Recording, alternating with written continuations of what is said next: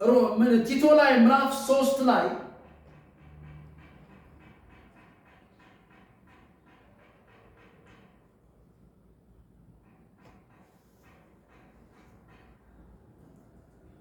ቀደም ሲል እኛ ራሳችን ማስተዋል የጎደለን ቁጥር 3 ላይ ምዕራፍ 3 የማንታዘዝ የተታለልን የተለያዩ ምኞትና ምቾት ባሪያ የሆንን የተገዛን ነበርን። እየተጠላላን እርስ በርሳችን እየተጠላላን በክፋትና በምቀኝነት የምንኖር ነበር። ነገር ግን ያዳኛችን የእግዚአብሔር ቸርነት ፍቅር በተገለጠ ጊዜ ስላደረገልን የጽድቅ ሥራ ሳይሆን ከምሕረቱ የተነሳ አዳነን። ያዳነን ዳግም ልደት በሆነው መታጠብና በመንፈስ ቅዱስ መታደስ፣ ይህንን መንፈስ እግዚአብሔር በአዳኛችን በኢየሱስ ክርስቶስ በኩል በእኛ ላይ አትረፍርፎ አፈሰሰው።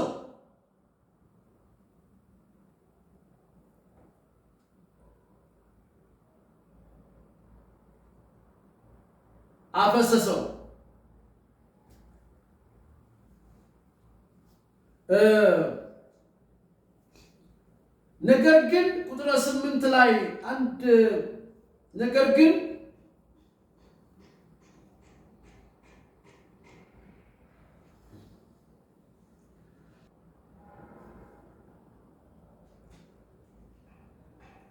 ቁጥር 4 ላይ ነገር ግን ያዳኛችን የእግዚአብሔር ቸርነትና ፍቅር በተገለጠ ጊዜ ስላደረግነው የጽድቅ ሥራ ሳይሆን ከምሕረቱ የተነሳ አዳነን። እኔ የምበላው ለእግዚአብሔር ነው ብለን እኔ የማልበላው ለእግዚአብሔር ነው ካልኩኝ፣ ባለመብላቴ እግዚአብሔር ያጸድቀኛል ካልኩኝ፣ ነገር ግን ይለንና ያዳኛችን የእግዚአብሔር ቸርነት ፍቅር በተገለጠ ጊዜ ስላደረግነው የጽድቅ ሥራ ሳይሆን ከምሕረቱ የተነሳ አዳነን። ያዳነን ዳግም ልደትን በሆነው መታጠብን በመንፈስ ቅዱስ መታደስ ነው። ይህንንም መንፈስ እግዚአብሔር ባዳኛችን በኢየሱስ ክርስቶስ በኩል በእኛ ላይ አትረፍርፎ አፈሰሰልን።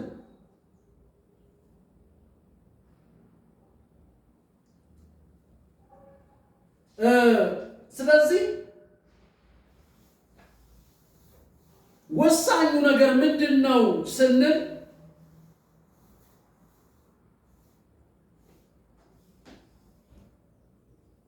የምንጸድቀው ወደ እግዚአብሔር እቅፍ ወደ እግዚአብሔር መንግስት የምንገባው በስራ አይደለም፣ በእምነት ነው። በእምነት ነው። እዚህ ሮሜ ምዕራፍ 14 ላይ ያለው ቁጥር 6 ላይ ያለው ሥጋ የሚበላ ለጌታ ብሎ ይበላል፣ ለእግዚአብሔር ምስጋና ያቀርባል።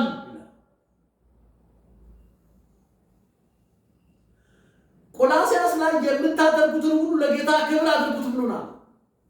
የምታደርጉትን ሁሉ በጌታ በኢየሱስ ስም አድርጉት፣ ቀድሱት ተብለናል።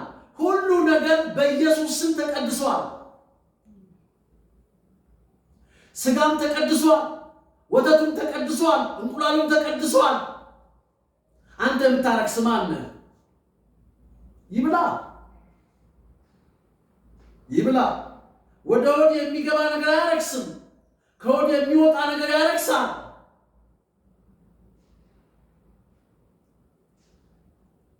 በጣም ከሚገርመው ነገር በሥራ እንጸድቃለን ብለው የሚያወሩ ወንድሞቻችን በቅድስና አይኖሩ፣ በፍርሃተ እግዚአብሔር አይኖሩ።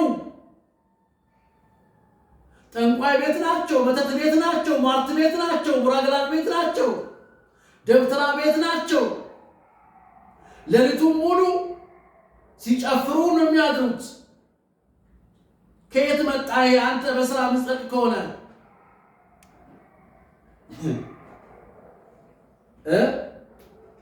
ስጋ የሚበላው ደግሞ ተቀድሶ ታየዋለህ። እግዚአብሔርን አክብሮ እግዚአብሔርን ፈርቶ ታየዋለህ። ለትውልድ በረከት ሆኖ ታየዋለህ። አገር ሲለውጥ ታየዋለህ። ጉቦ አይቀበልም፣ አያጭበረብርም፣ የማይገባው ነገር አያደርግም፣ የማይገባውን አይወስድም። ፍጹም በረከት በጎ ስጦታ ከብርሃን አባት ነው። ከእግዚአብሔር ያልሆነ በረከት ከእግዚአብሔር ያልሆነ ነገር እኛን ያጠፋናል እንጂ አያለማንም።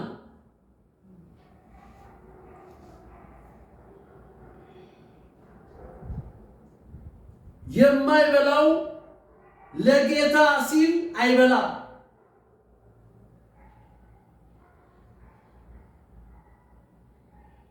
ለእግዚአብሔር ምስጋና ያቀርባል። ይህን ስጋ ስለሰጠኝ አመሰግናለሁ፣ ይህን ወተት ስለሰጠኝ አመሰግናለሁ፣ ይህን እንቁላል ስለሰጠኝ አመሰግናለሁ። አንተን የፈጠርከው እንድበላው እንድኖር እስትንፋስ እንዲኖረኝ አንተን እንዳመሰግን። ምክንያቱም ሰው ካልበላ ይሞታል፣ ስጋው ይሞታል። ለዚህ ነው መጽሐፍ ቅዱስ እስትንፋስ ያለው ሁሉ ያመስግን የሚለው። መዝሙር መጨረሻ ላይ 150 ላይ እንደዚህ ይላል፣ እስትንፋስ ያለው ሁሉ ያመስግን። ያመስግን። ቁጥር 8 ላይ እንደዚህ ይላል፣ ብንኖር ለጌታ እንኖራለን፣ ብንሞት ለጌታ እንሞታለን። ስለዚህ ብንሞት የጌታ ነን። ብንኖር ለጌታ ነው፣ ብንሞትም ለጌታ ነው። የጌታ መሆናችንን ኢየሱስ ክርስቶስ የእግዚአብሔር ልጅ የዘላለም ሕይወታችን በዘላለም ውስጥ እንደምንኖር አውቀን ተረድተን ተገንዝበን ውስጣችን እያጤኑ በነፍሳችን ምስክር እንዳለ አውቀን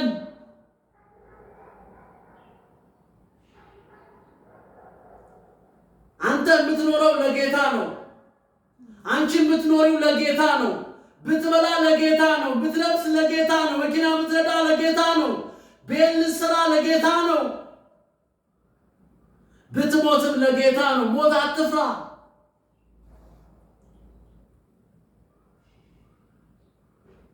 ሞት ከባድ ነው፣ እናውቃለን። የትም ተሄዶ አይፈለግም። ሞት ከባድ ነው። ነገር ግን እኛ የማን እንደሆንን ማወቅ ብቻ ነው።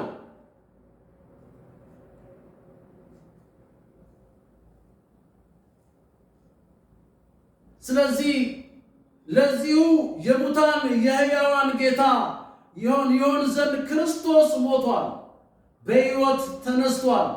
ታዲያ አንተ በወንድም ላይ ለምን ትፈርዳለህ? ለዚሁ የሙታንና የሕያዋን ጌታ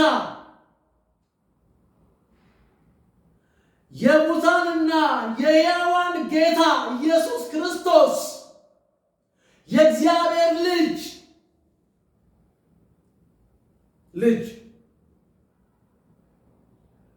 ተነስቷል። እሱ ሞቶ አልቀረም። የሞትን ጣራፍ አጥፍቶ ተነስቷል። እሱ በሕይወት ይኖራል፣ ለዘላለም በሕይወት ይኖራል። ኢየሱስ እኮ ደሙን ይዞ ወደ ቅድስተ ቅዱሳን ይዞልን ገብቶልናል ለአንዴና ለዘላለም። ታዲያ አንተ ወንድሜ፣ አንተ ወንድም፣ አንተ በወንድምህ ላይ በእህትህ ላይ ለምን ትፈርዳለህ? ለምን ወንድምህን ትገለዋለህ በጥላቻ?